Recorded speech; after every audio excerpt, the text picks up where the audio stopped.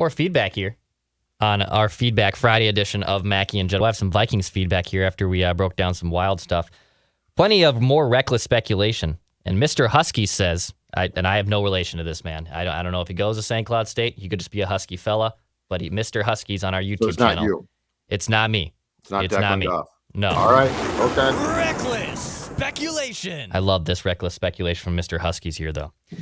He says, do you think we can trade this year's first-round pick to Detroit or Jacksonville for their next year first-round pick so you can try to get one of the top QBs in next year's draft? And would any of those teams be able to do that? Some reckless speculation to start off here from Mr. Husky's. Speculation.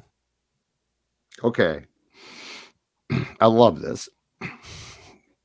These questions, I'm tearing up today. I know. I'm sports dad's emotional because it's almost like my kids are just like going to Harvard and Yale. This is the Ivy League of reckless speculation. So I love the idea. Here's what I think. Personally, I don't think the Vikings are going to trade their first round pick and not have a first round pick because they have so many needs. They really do. Like, I don't think we are keeping in mind. There's this weird thought process that the evil Zim is gone. And like this team has a great offense and they are just going to hit the field running. Their defense is a mess. Their offense, yes, it's good. It's very good, but it still has some holes here. So the fact is, I don't like the idea, Declan, of trading this year's first and not for a next year first from Detroit or Jacksonville. And now I don't have a first. But this is why we've talked about the various trade ideas that involve Kirk Cousins potentially, that involve Danielle Hunter, right? So I love the idea of getting a 2023 first rounder in addition to mine.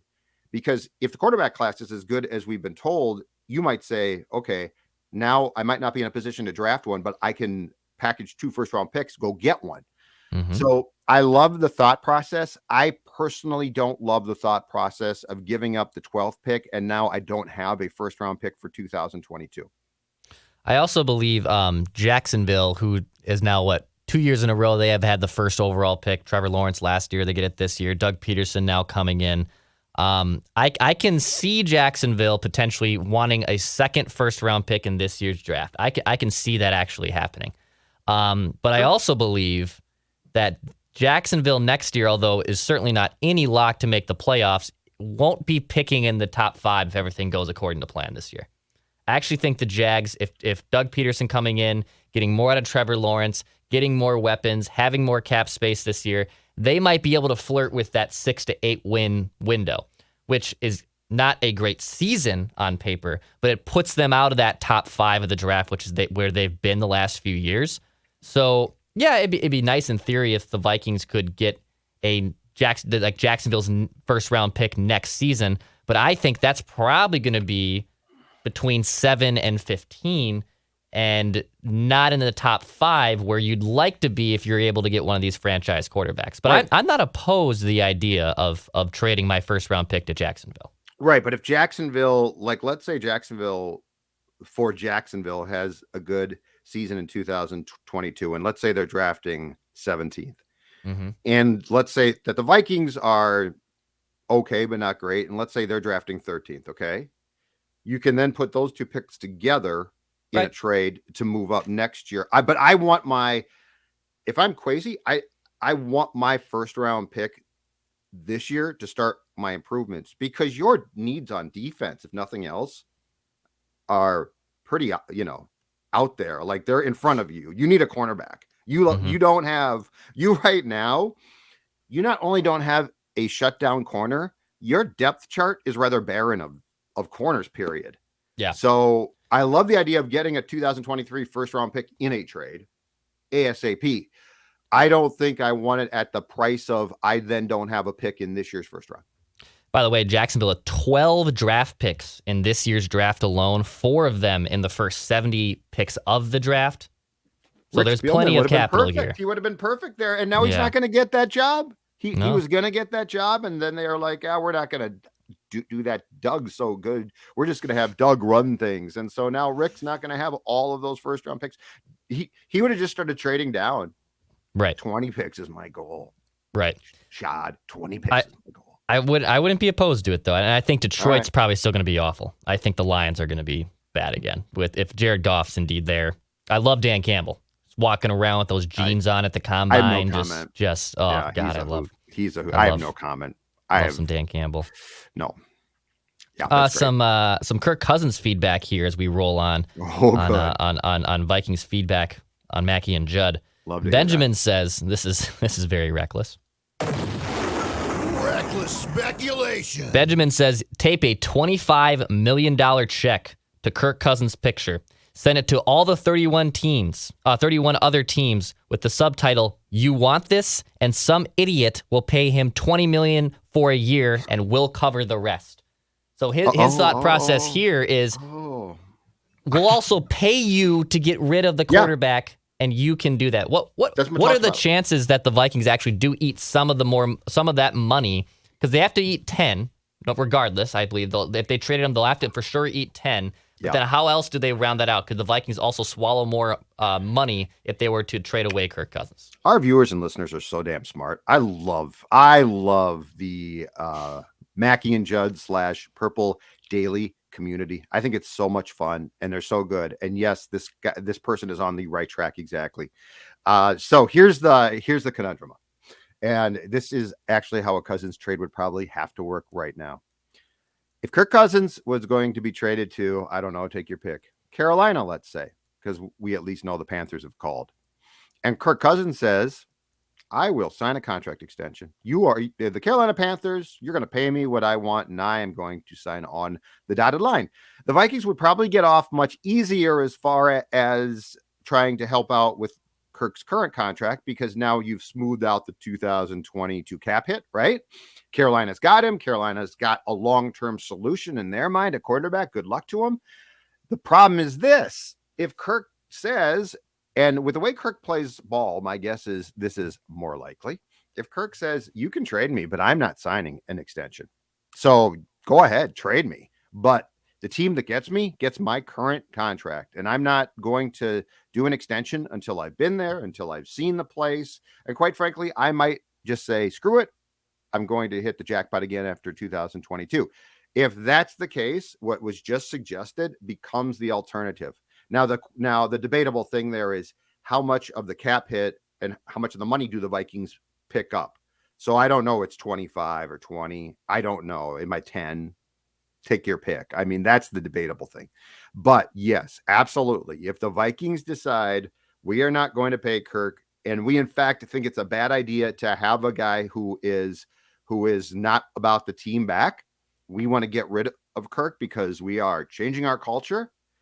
That comment right there is basically how you would have to do it, which is you would have to pay a team to take the last year of that contract with no guarantees.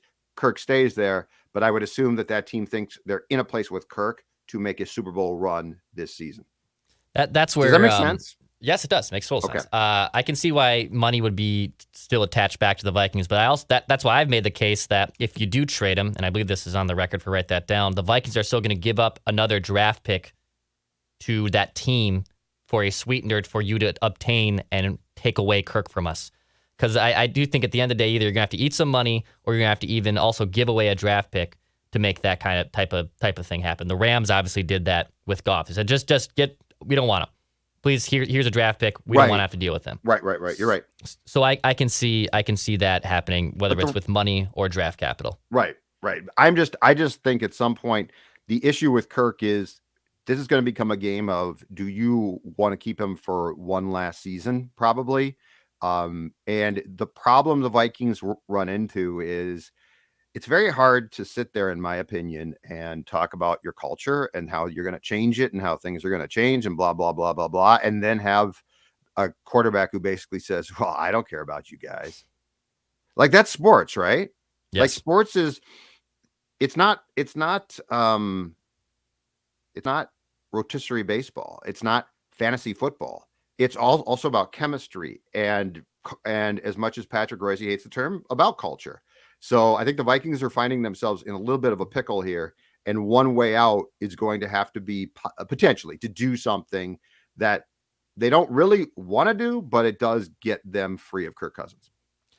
Matt from St. Paul says, I don't understand why Kwesi is so high on Kirk either. He hasn't been watching, or he's just trying to avoid raising any red flags for potential trade suitors, but I don't think anybody is really buying it. What do you think of Matt's comment there of how Kwesi interprets Kirk Cousins' future with the Vikings? Well, I personally think, let's see here if I can find this quickly.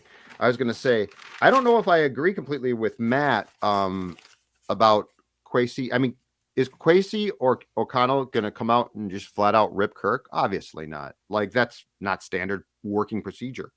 But at the combine, when Kwesi says flat out, we will do what's best for the Vikings and Kirk will do what's best for Kirk, that speaks volumes to me.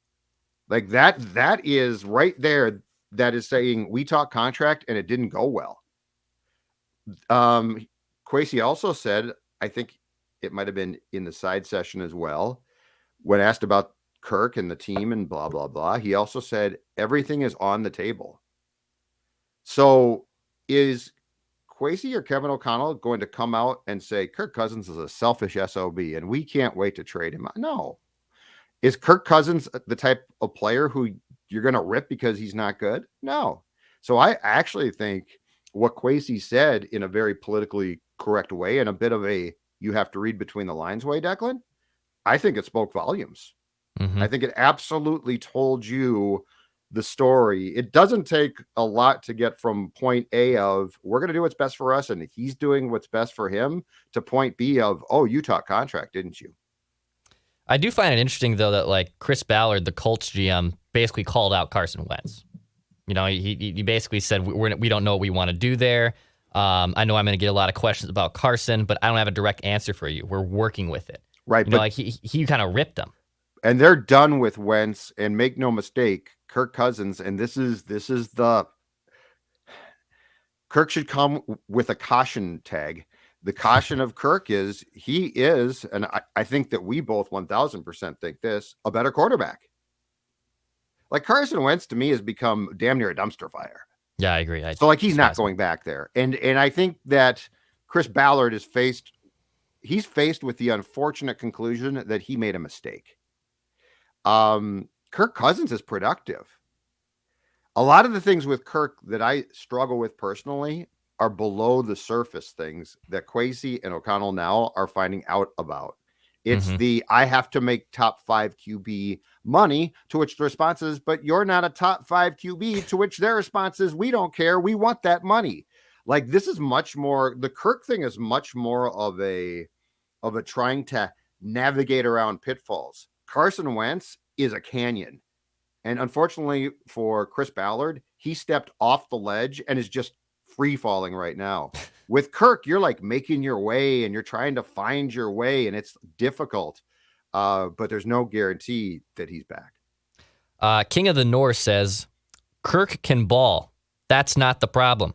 He can't overcome extreme pressure from pass rushers, so his success is completely predicted on either the offensive line's ability to pass block or the play action rollout plays that keep him out of the pocket. So King of the North obviously crutching to the fact there that the offensive line and then the play calling are the things that are the bigger problems with the Vikings. It's not necessarily Kirk Cousins.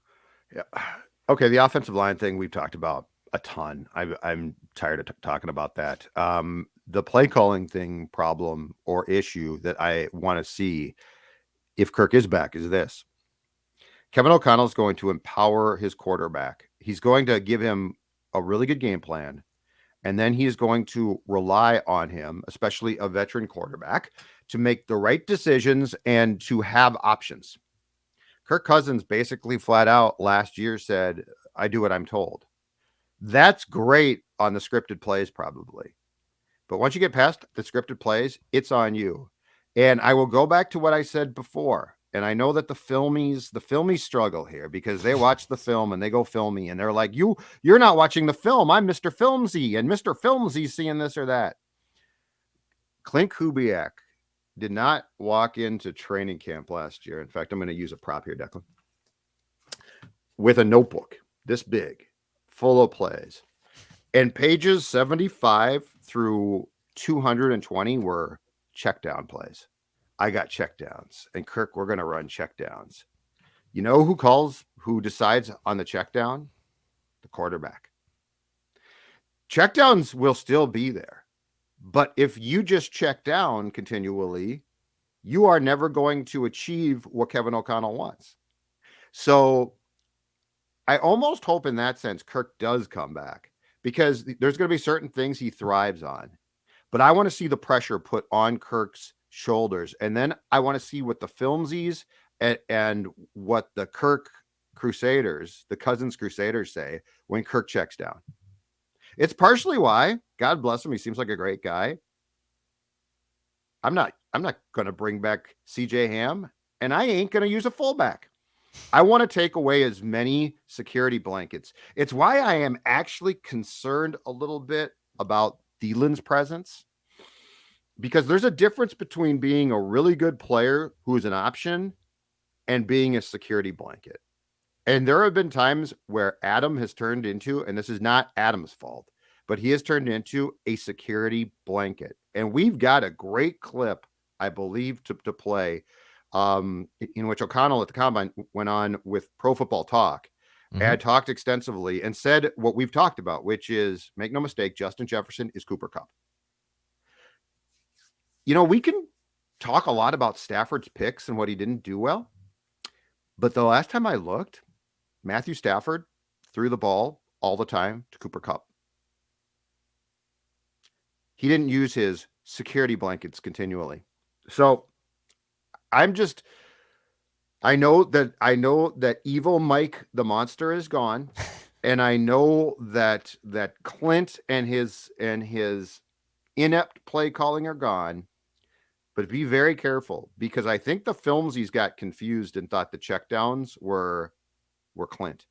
Mm-hmm. They weren't. They were Kirk. I'm just saying, be careful in how much you think, and this applies to me at times too, in game, that we know. And be careful who we blame.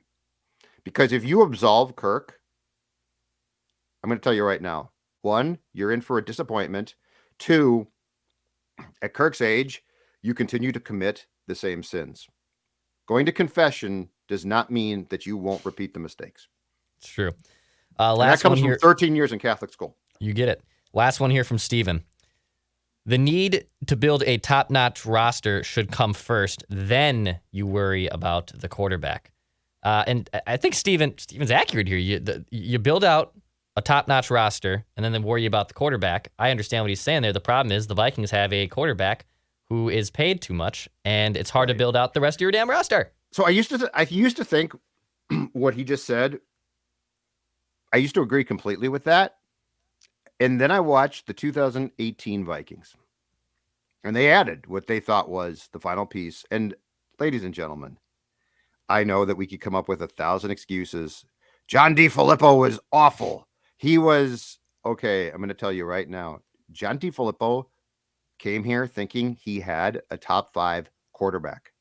The quarterback couldn't handle what DeFilippo wanted, and they realized, and this is where Mike got mad at John, they realized that they had to basically redo things for Kirk because Kirk was not capable. John DeFilippo acted like, I got Aaron Rodgers, I got Tom Brady. This guy's paid like that. Let's go. And Kirk said, oh, that's not how I like to do things. In fact, I'm not that good at a lot of those things. And it created problems.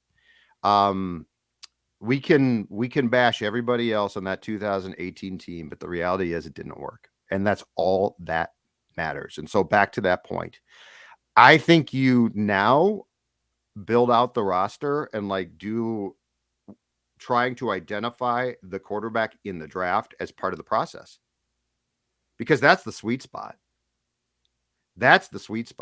The problem is bringing in the quarterback is sort of the last, the piece on the top of the cake, the wedding cake, and anointing that as this is it.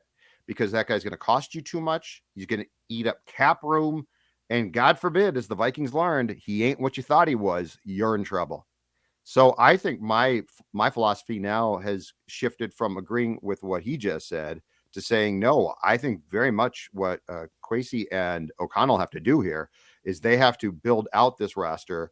And in the midst of doing that, also identify in this draft, in the next draft, up to them, their quarterback. Yep. It's difficult to find the next Patrick Mahomes, but you still got to take your chances. It's difficult to find, but keep in mind, you just hired two people who you have empowered to do exactly that. Like you fired a large reason why Rick and evil Mike are gone is because Mike Zimmer was ever. You know what? I said in the middle of the season, fire them both, right? But this whole new narrative about the guy who used to be, I don't think it's our audience, but who used to be Vikings Nation's coach, right? In Zim we trust, Zim's defense. And now all of these people are like, well, Zimmer was the devil. That he was the entire problem. Get over yourself. And again, the house cleaning must continue. But the thing that we have to completely rely on here, and if they don't do it, they deserve to be bashed, is that these two guys are going to find your quarterback. If they don't, I'm going to go after them hard eventually. But right now, I'm in total wait and see. Hey, they're smart, right? Now, if they turn out to be Derek Falvey so far in identifying pitching, it's going to be some criticism coming. Well, from some of us. It's not going to come from it. I shouldn't say us as the royal we of the press in this town, because that's not true. There's going to be criticism that's deserved. But until they prove they can't, I'm going to have complete faith that the Vikings are a changed team and that they can identify the quarterback without a real problem. Go ahead, do it. That does it for Feedback Friday here on Mackey and Judd. Phil Mackey hopefully back in tow on Monday. Better be back. Yeah. Well, hold on a second. Are you being sincere with that, or are you sort of enjoying the co-host role? And that no, I want him back. That it's okay because I didn't know. I want him back. I saw that we had a mocked up Mackey crossed out Declan and Judd, so I didn't know if you were like, I'm sort of enjoying this role. Selfishly, I love any self-promotion that involves myself. So yes, I like that fact. But no, I need him back here. I need like more from an administrative standpoint or a hosting standpoint. Both. Oh, so you just don't like having to do all the pencil pushing you're doing. All of both. So like the shows aren't the issue for you. No, not at all. Not at all. Phil, come back. I need you back here, buddy. We will see you on Monday.